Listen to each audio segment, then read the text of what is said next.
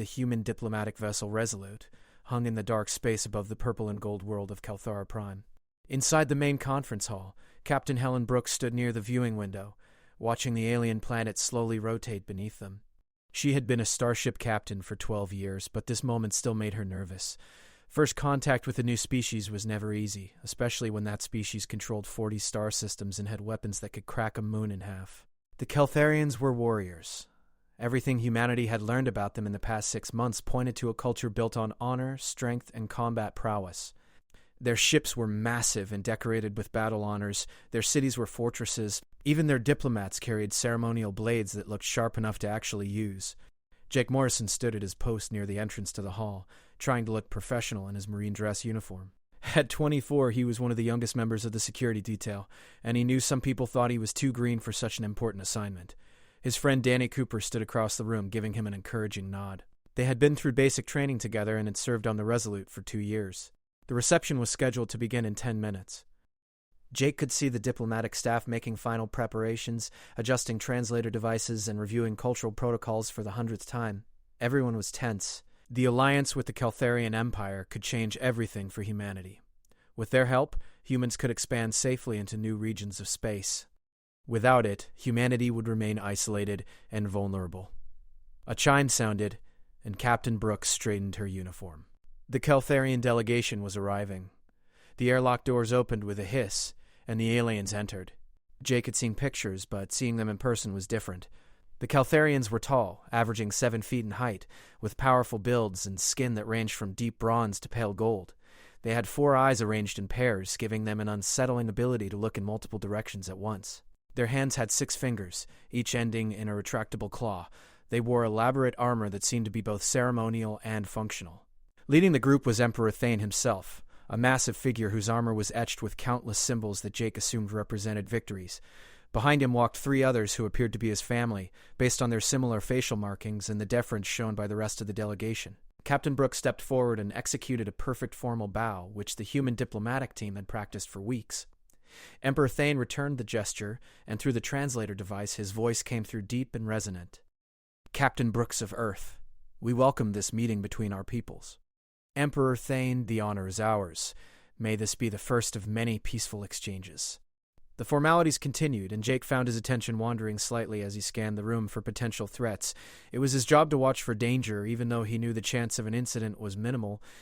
The Kaltharians had been nothing but professional in all previous communications.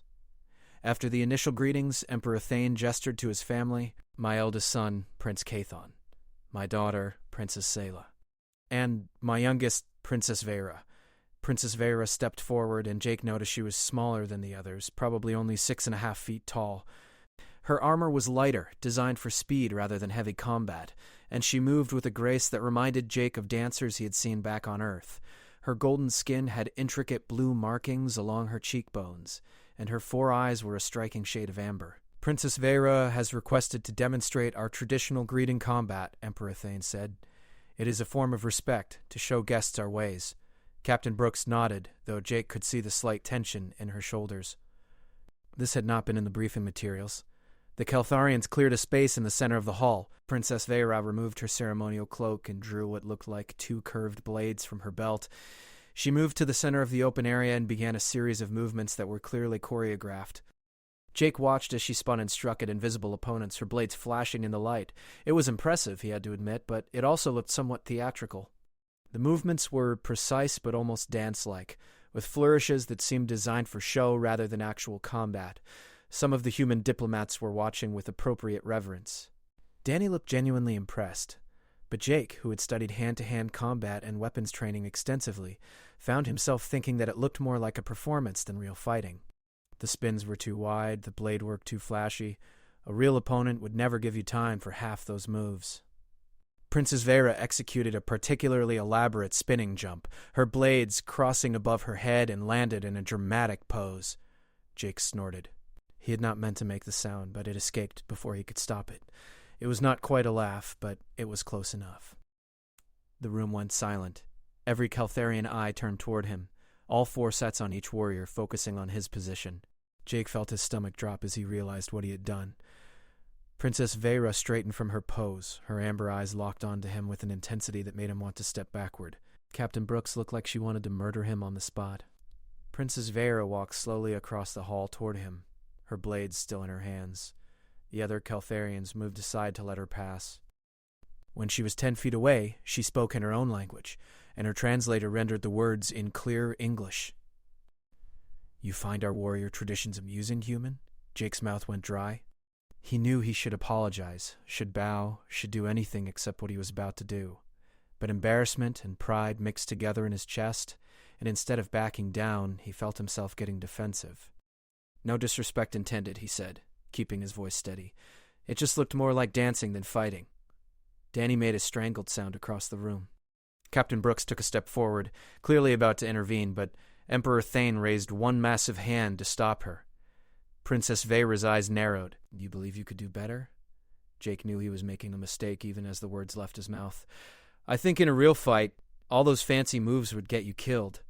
The translator rendered his words to the Caltharian delegation, and several of them made sounds that might have been gasps, or might have been something else entirely.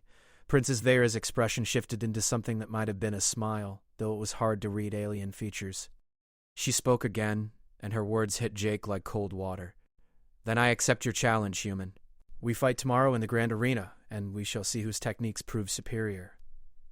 Jake stood in his quarters aboard the Resolute, staring at his reflection in the small mirror above the sink. His face looked pale, and there were dark circles under his eyes from a sleepless night. What had he done? The question kept repeating in his mind like a broken recording. The door chimed, and Danny entered without waiting for permission.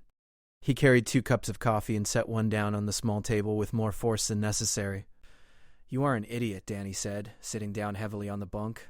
"A complete and total idiot." Jake turned away from the mirror. "I know. Do you? Do you really?" Danny took a sip of his coffee and winced at the heat. "Because I've spent the last 4 hours reading everything we have on Princess Vera, and let me tell you, it is not good news." Jake sat down across from his friend. "How bad?" "She has been training in combat since she was 5 years old." "That is 23 years of fighting, Jake. She has competed in over 200 arena matches and has never lost." "Not once." Danny pulled up a datapad and started reading. "She won the Imperial Games 3 years running. She defeated a Krellian war champion in single combat when she was 19. The Krellians are 8 feet tall and have 4 arms, in case you forgot." Jake felt his stomach twist into knots. "Great. That is just great." "It gets better," Danny continued. "Caltharian physiology means she is about 3 times stronger than you, her reaction time is nearly twice as fast, and she has 4 eyes, which means she can track movement you cannot even see coming. Oh, and their bones are denser than ours, so even if you land a hit, you will probably break your hand." There was a sharp knock on the door, and Captain Brooks entered. She did not look happy. Behind her came Commander Lisa Grant, the first officer, who carried a large bag that clinked as she set it down. "Marine Morrison," Captain Brooks said, her voice cold and formal. "Do you have any idea what you have done to this diplomatic mission?" Jake stood at attention. "Yes, Captain. I made a serious error in judgment." "A serious error?" Brooks shook her head. "You insulted an alien princess in front of her father and the entire diplomatic delegation. You challenged a member of the royal family to combat.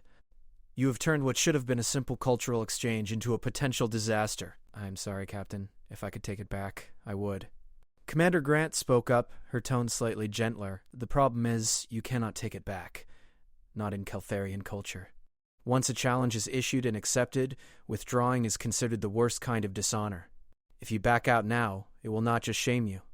It will shame all of humanity in their eyes."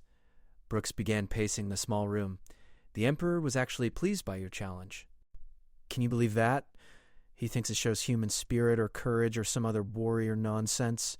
But if you go through with this and get seriously hurt or killed, the political fallout will be enormous. And if you refuse to fight, we lose any chance at an alliance." Jake felt trapped. "So what do I do?" "You fight," Grant said simply. She opened the bag she had brought and pulled out various pieces of training equipment. "And we try to prepare you as best we can in the time we have.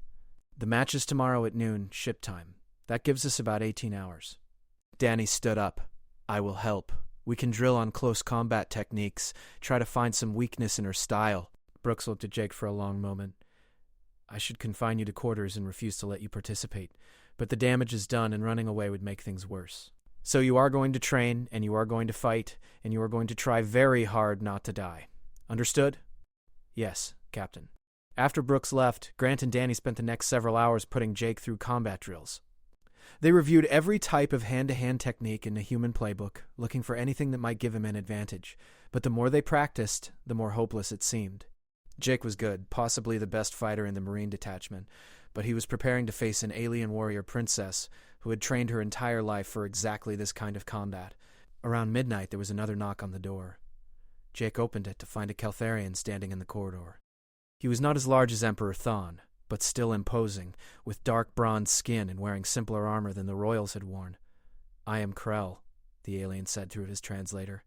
"I serve the Imperial household. May I enter?" Jake stepped aside, glancing at Danny, who had his hand near his sidearm. Krell entered and looked around the small quarters with what might have been curiosity. "I have come to explain certain things about tomorrow's match," Krell said. "Things that your people may not understand about our customs." "I am listening," Jake said, gesturing for Krell to sit. The alien lowered himself onto a reinforced chair that creaked under his weight. "Princess Vera is a skilled warrior, perhaps the finest of her generation. She has never been defeated." Krell paused, his 4 eyes studying Jake carefully. "But you should understand what your challenge means to us. In Caltharian culture, accepting a challenge from someone weaker is not required. The princess could have refused you without shame. That she accepted means she sees something in you worth testing." Danny frowned. "What does that mean?" "It means she is curious about humans." "About your spirit and determination." "She wants to see what you are made of, literally and figuratively." Krell shifted in his seat. "There is a tradition among our people. When a warrior faces an opponent who shows exceptional courage, even in defeat, they may give what we call the warrior's blessing. It is a kiss, given before witnesses, that marks the defeated as brave and honorable." Jake blinked. "A kiss? On the forehead, yes?" "It is a great honor, rarely given. I tell you this not to suggest you will receive it, but so you understand our ways better." Krell stood to leave. "Fight well tomorrow, human. Show us why your species deserves to stand among the stars." After Krell departed, Jake and Danny sat in silence for several minutes. Did that help or make things worse? Danny finally asked. "I honestly do not know," Jake admitted. "They trained for a few more hours, but eventually exhaustion forced them to stop."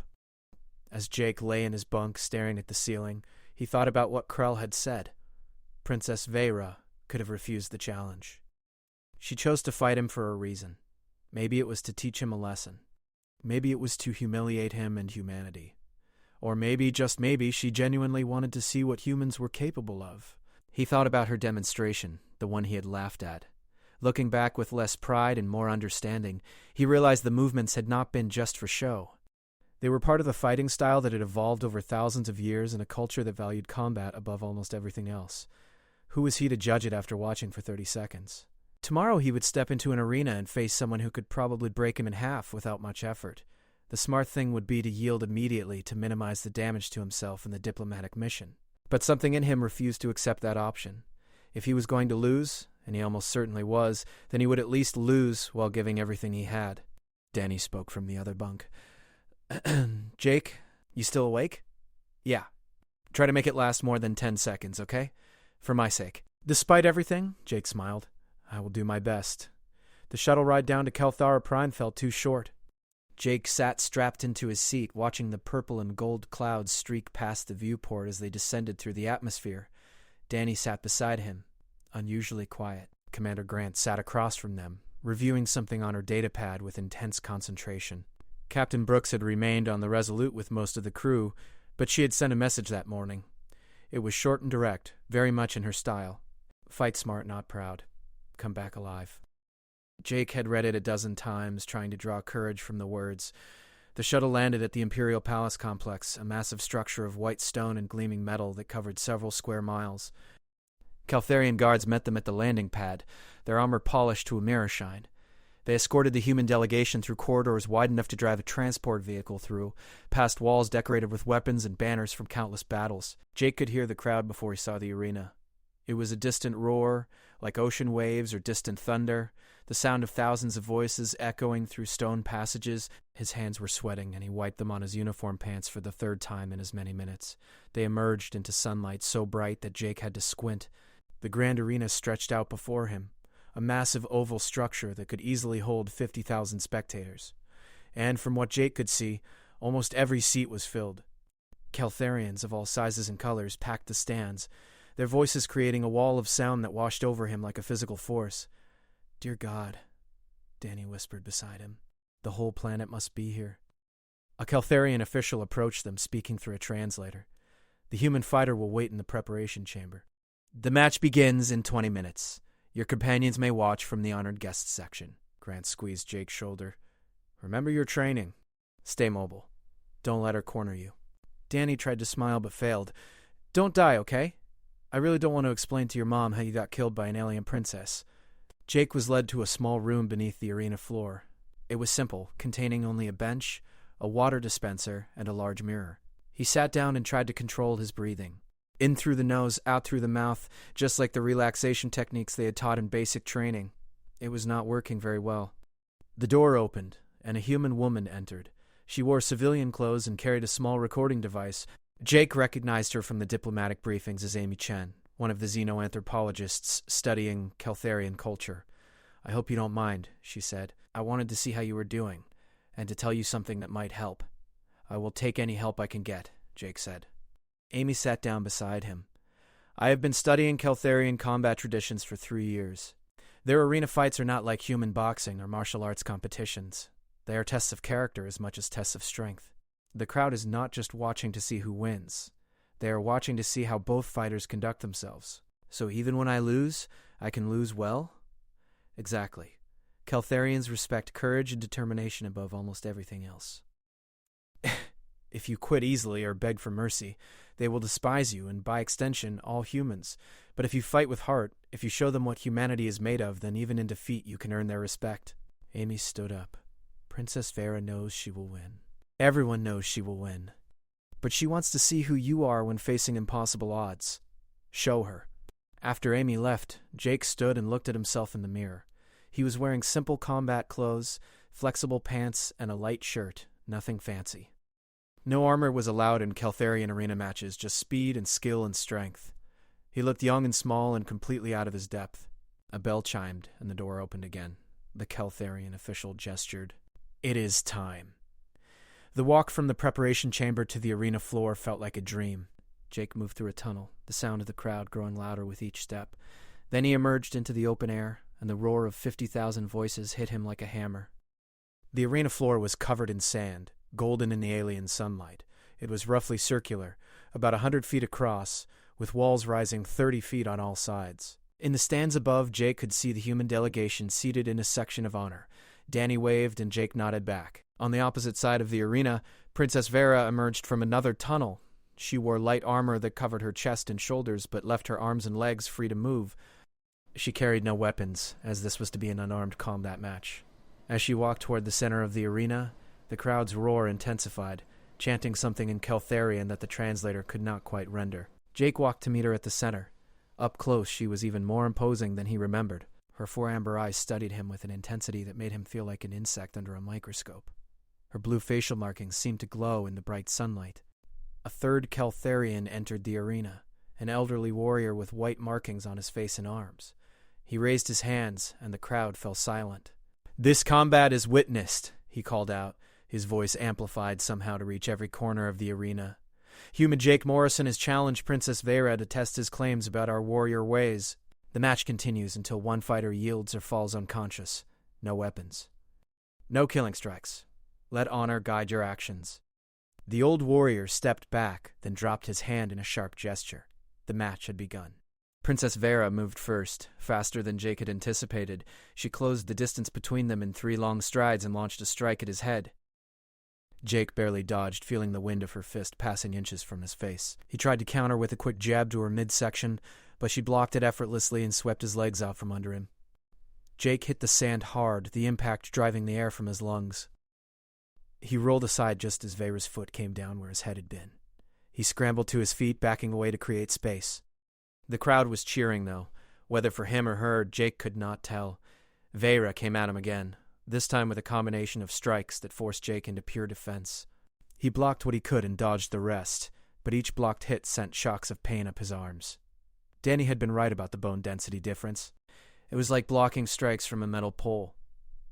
Jake tried to use his footwork to stay mobile, circling and retreating, looking for any opening. But Vera was always there, pressing the attack with precision and control. She was not trying to hurt him badly, he realized. She was testing him, seeing how he responded to pressure. He saw an opening, or thought he did, and lunged forward with a combination he had practiced 1,000 times. Left jab, right cross, spinning back kick. The first 2 strikes were blocked, but the kick connected with Vera's shoulder, actually forcing her back half a step. The crowd erupted in surprised cheers. Vera looked at him with what might have been approval, then her attacks intensified. She came at him with a flurry of strikes that Jake could barely track. One got through his guard and caught him in the ribs, sending him stumbling. Another clipped his jaw, and stars exploded in his vision. Jake refused to go down. He planted his feet and threw a wild haymaker that Vera easily avoided, but he used her dodge to create space and reset his stance. They exchanged blows for what felt like hours, but was probably only minutes. Jake was breathing hard, his muscles screaming with fatigue. Vera looked like she had barely started warming up. But she was not ending it quickly. She was giving him chances to show what he could do. Jake's vision was blurring around the edges. Sweat ran down his face and stung his eyes. His ribs ached where Vera had landed at least 3 solid hits, and his left shoulder felt like it was on fire. He had lost track of how long they had been fighting. 5 minutes? 10? Time seemed to move strangely in the arena, stretching and compressing in ways that made no sense. Princess Vera circled him slowly, her 4 eyes tracking his every movement. She was barely breathing hard, while Jake felt like his lungs were going to burst. But she had not ended the fight yet, and that meant something. She was still testing him, still waiting to see what else he had to offer. Jake gathered what remained of his strength and launched another attack. This time he tried something different, using a feint he had learned from an old instructor back on Earth. He threw a high kick that was deliberately slow, telegraphed clearly. When Vera moved to block it, he dropped low and swept at her legs instead. It almost worked. Vera had to jump back to avoid the sweep, and for just a moment she was off balance. Jake pressed the advantage, driving forward with a series of quick strikes aimed at her center mass.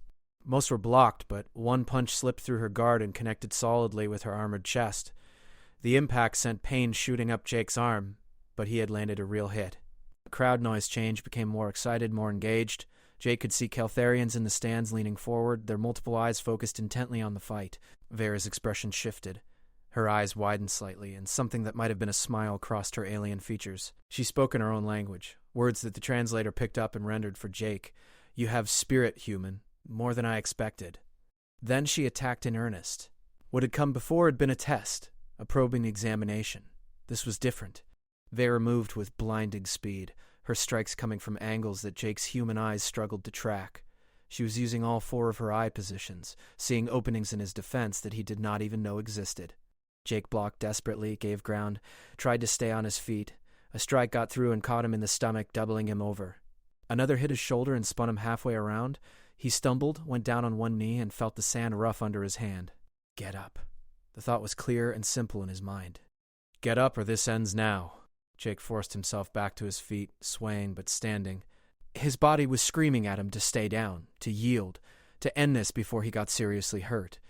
But he thought about what Amy Chen had said, about showing them what humanity was made of, about earning their respect through courage and determination. He raised his hands again, settling into a defensive stance even though his arms felt like they weighed 100 pounds each. The crowd's roar intensified.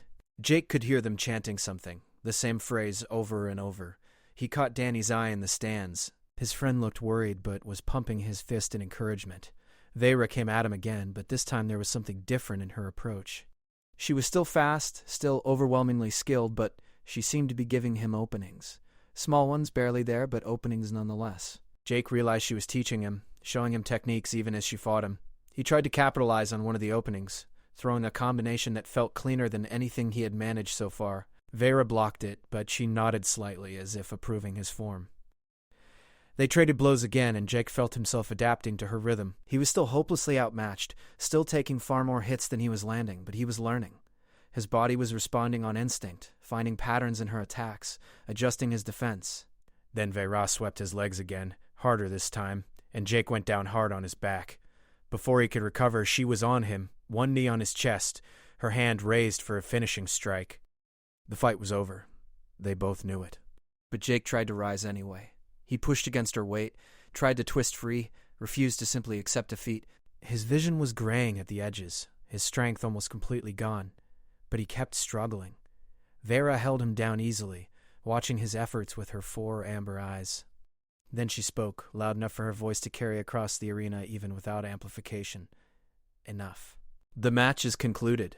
She stood and stepped back. Jake tried to get up, made it to his hands and knees, then collapsed again.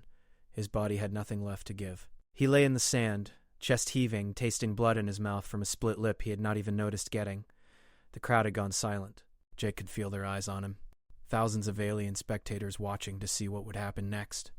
He tried again to stand, managed to get one knee under him, then his vision swam and he knew he was done. One more try, he thought. One more. Using every last bit of will he possessed, Jake pushed himself upright. He swayed dangerously, his legs barely holding him, but he was standing. He looked at Princess Vera and tried to speak, to say something, but his throat was too dry and the words would not come.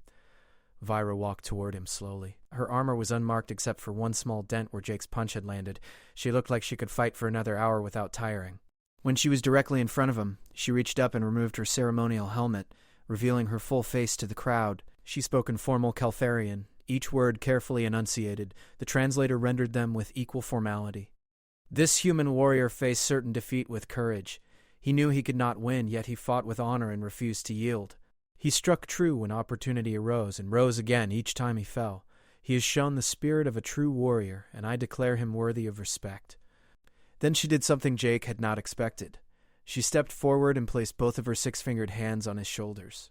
She leaned in close, her 4 eyes meeting his 2, and pressed her lips to his forehead. The kiss was brief but deliberate, witnessed by every being in the arena. The crowd exploded. The roar was deafening, a wall of sound that seemed to shake the very ground beneath Jake's feet. Caltharians were on their feet, all 50,000 of them, cheering and chanting. Jake could not understand the words, but the meaning was clear. They were celebrating not his victory but his courage. In the honored guests section, Danny was jumping up and down, shouting something Jake could not hear. Commander Grant had her hand over her mouth, looking stunned. Amy Chen was smiling and frantically taking notes. Jake swayed, and Vera caught him before he could fall.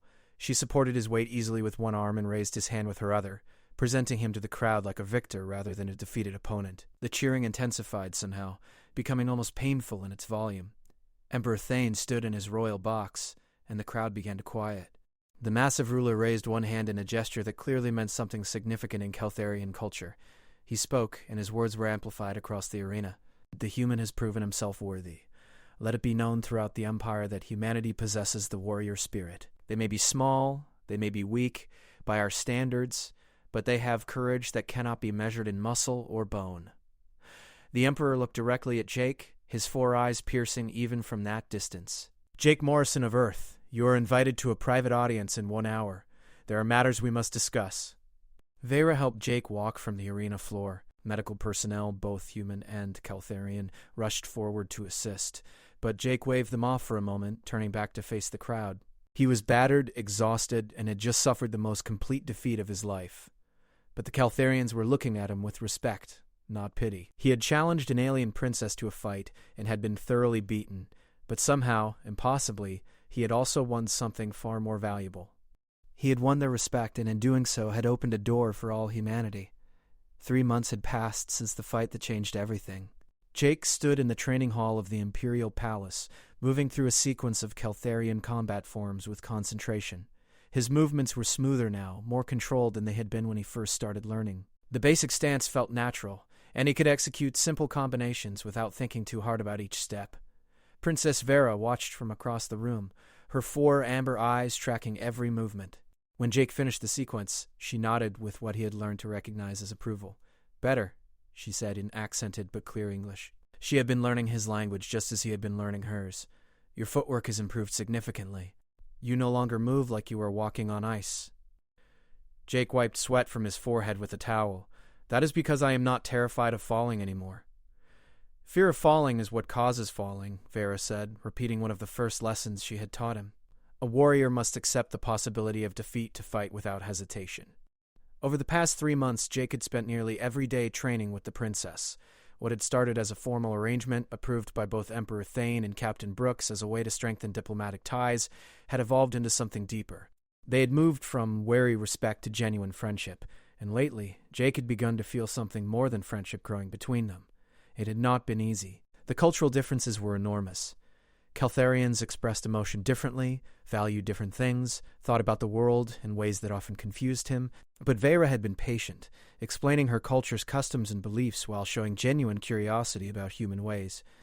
Danny entered the training hall, carrying a datapad and looking concerned. He had been assigned to stay on Calthera Prime as part of the expanded diplomatic mission, serving as Jake's official liaison with the human delegation. "We have a problem," Danny said without preamble. "A distress call just came in from Research Station Gamma 7. It is a joint operation, humans and Caltharians working together on agricultural studies." Vera was instantly alert. "What kind of attack?" "The Ravagers," Danny said, and Jake saw Vera's expression darken. "At least 3 of their ships. The station's defenses are holding for now, but they are requesting immediate assistance. The Ravagers were a species that humanity had only learned about after making contact with the Caltharian Empire. They were raiders and scavengers, traveling in small fleets and attacking isolated outposts for supplies and salvage. The Caltharians had been fighting them for decades, but the Ravagers were clever and hard to pin down." "How many people at the station?" Jake asked. 47 total. 22 human, 25 Caltharian. Danny looked at the datapad. "The Resolute is 3 days away at maximum speed. The nearest Caltharian battlecruiser is 2 days out. The station might not last that long." Vera was already moving toward the door. "I will take my personal ship and a squad of my best warriors. We can be there in 6 hours. "I am coming with you," Jake said. Vera turned to look at him, her 4 eyes studying his face. "This is not training, Jake. The Ravagers are brutal fighters who show no mercy. You have improved greatly, but you are still learning." "I am coming," Jake repeated, his voice firm. "Those are my people at that station, too. Besides, you said I have the spirit of a warrior.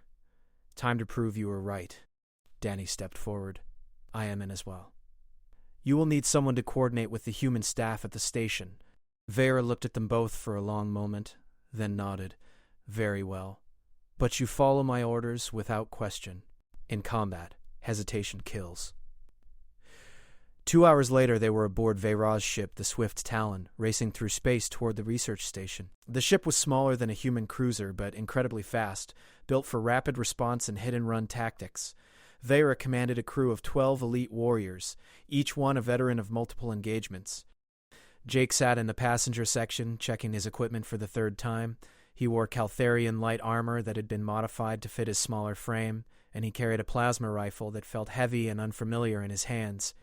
Beside him, Danny was doing the same, though his friend looked far less comfortable with the alien weapons. Vera came back from the command deck and sat down across from them. "We will arrive in 4 hours. Intelligence reports 3 Ravager ships, each carrying about 20 fighters. They have breached the station's outer hull in 2 places and are trying to reach the core where the personnel have barricaded themselves." "What is the plan?" Jake asked. "Fast insertion. My warriors will split into 2 teams, hitting both breach points simultaneously. We push the Ravagers back, secure the evacuation routes, and get everyone off the station before their reinforcements arrive." Vera looked at Jake directly. "You and Danny will stay with my team. You watch our backs and protect any wounded we find. Do not try to be heroes." Jake nodded, understanding what she was really saying. He was there because refusing his request would have been an insult, but she did not expect him to fight on the same level as her trained warriors. The time passed too quickly. Before Jake felt ready, alarms were sounding and the ship was dropping out of faster-than-light travel. Through the viewport, he could see Research Station Gamma 7, a cluster of connected modules hanging in orbit around a green and blue planet. 3 dark shapes that must be the Ravager ships hung nearby like vultures.